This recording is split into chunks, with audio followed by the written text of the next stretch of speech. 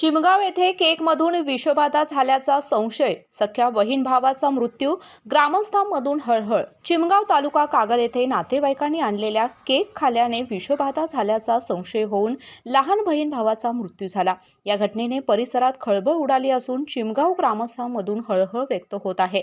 या संबंधी घटनास्थळावरून मिळालेल्या माहितीनुसार चिमगाव येथील रणजित नेताजी अंगस यांच्या घरी एक नातेवाईक मुलांना खाण्यासाठी कप केक घेऊन आले होते। हा केक नेताजी अंगस यांचा 4 वर्षाचा मुलगा श्रेयांश व 7 वर्षाची मुलगी काव्या यांनी खाल्ला। त्यानंतर त्यांना उलट्या होऊ लागल्या, तेव्हा नेताजी अंगस यांनी या दोन्ही मुलांना मुरगुडच्या खाजगी दवाखान्यात दाखवून औषधोपचार केले। त्यानंतर मुलाची प्रकृती सुधारत होती, मात्र त्यानंतर मुलगा अधिक अशक्त झाल्याने त्याचा मंगळवारी सकाळी दुर्दैवी मृत्यू झाला। त्याच्यावर चिमगाव येथे अंत्यसंस्कार करण्यात आले। दरम्यान श्री अंगस यांची मुलगी काव्या हिला सुद्धा अत्यावस्थ अवस्थेत कोल्हापूरच्या खाजगी दवाखान्यात नेले होते, पण मंगळवारी सायंकाळी उपचारादरम्यान तिचाही मृत्यू झाला। लहान बहीण भावांचा असा करुण अंत झाल्याने चिमगाव ग्रामस्थांमधून हळहळ व्यक्त होत आहे। मुलांच्या दुर्दैवी मृत्यूने त्यांचे आई-वडील गर्भगळीत झाल्याचं दिसत होतं। घटना घडताच अंगस यांच्या घरी ग्रामस्थांनी मोठी गर्दी केली होती।